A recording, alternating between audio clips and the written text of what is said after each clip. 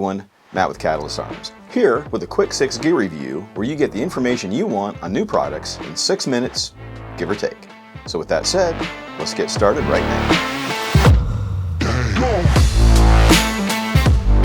So if you're watching this video, obviously you want information on Leupold's new line of scopes, the Mark IV HD. So it's a new family of rifle scopes they're introducing this year, and it's geared towards tactical and precision rifle shooters.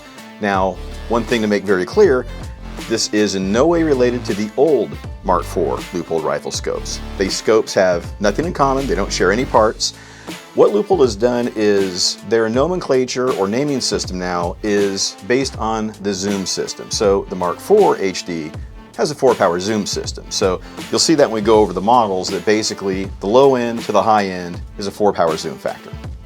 Leupold is introducing 5 Mark IV HDs, a 1:24 with a 24mm objective, a 2.5:10 with a 42mm objective, a 4.5:18 with a 52mm objective, a 6:24, which is what I have on this RPR here, with a 52mm objective, and also an 8x32 with a 56mm objective.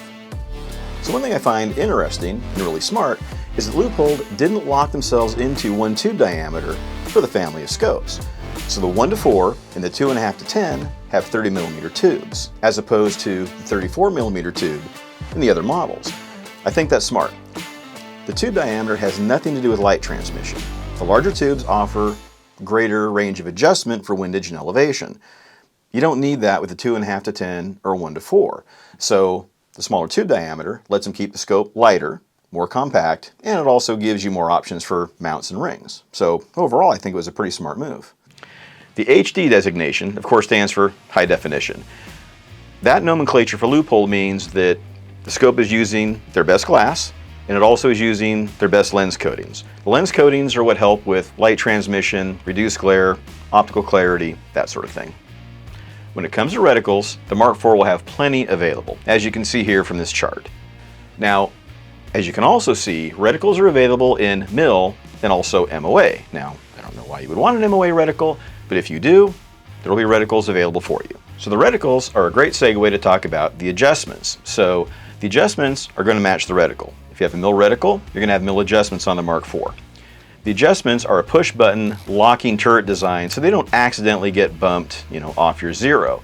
Now, the numbers, of course, stack up, and so after one revolution, it would be difficult to tell where you are in relation to your adjustment.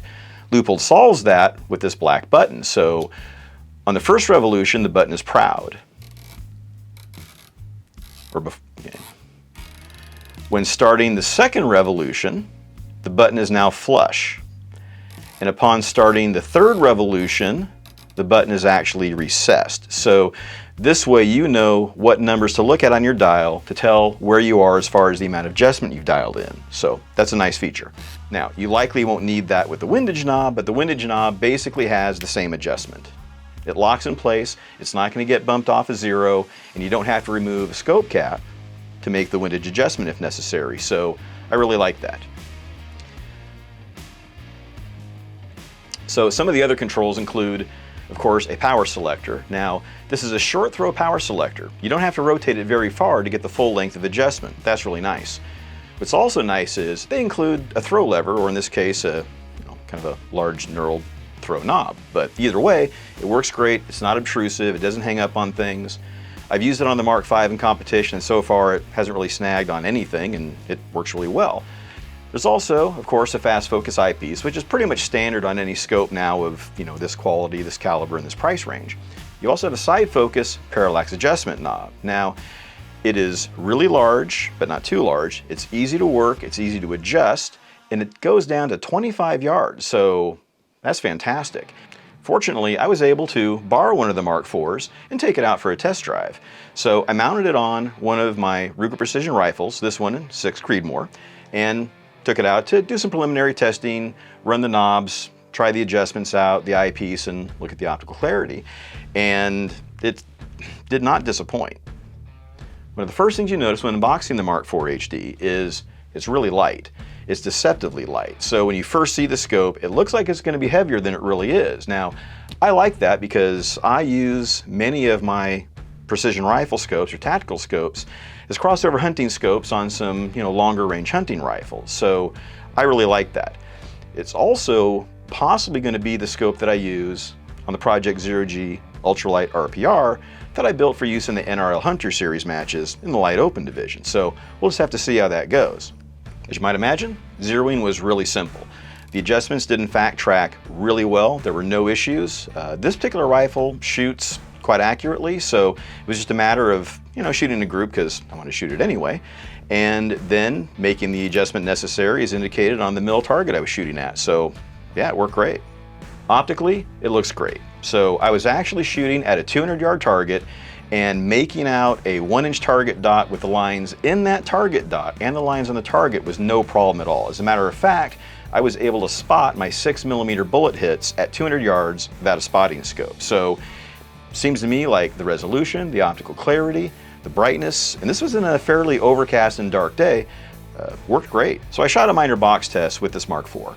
And while I didn't run the adjustments too far right or left or up and down to really give it a workout, what I did adjust it for, it tracked great. I couldn't find any error. Any margin of error that I saw was within the margin of error of the group of the rifle.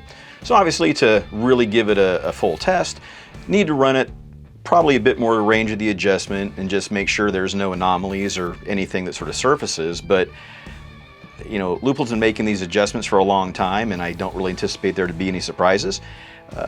From what I could see, it worked really well. So later down the road, I absolutely will do a follow-up review after I've had a chance to shoot more rounds through it, run a greater range of adjustment through a box test. I like to freeze the scope, heat it up a little bit, add some vibration to the mix, and just see how all those tests perform with those conditions. Overall, I think the Mark IV HD is going to be a fantastic scope. It's definitely going to be a really tough scope to beat at this price point. With an entry price point of $999 up to about $1,600, this scope has a lot of features, a lot of quality that puts it right at the sweet spot of the bell curve of the performance price ratio. So it's just got a lot to offer at that price. And of course, Leupold with their warranty, it is fog-proof, shock-proof, made in the US, lifetime warranty.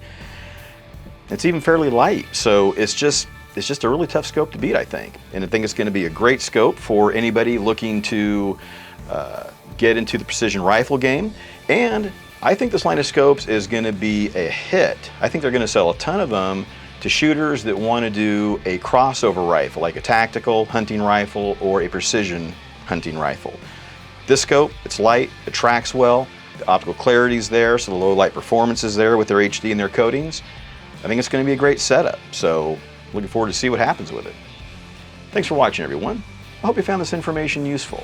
Please hit like and subscribe for more quick 6 product reviews. So, thanks again for watching. See you in the next video.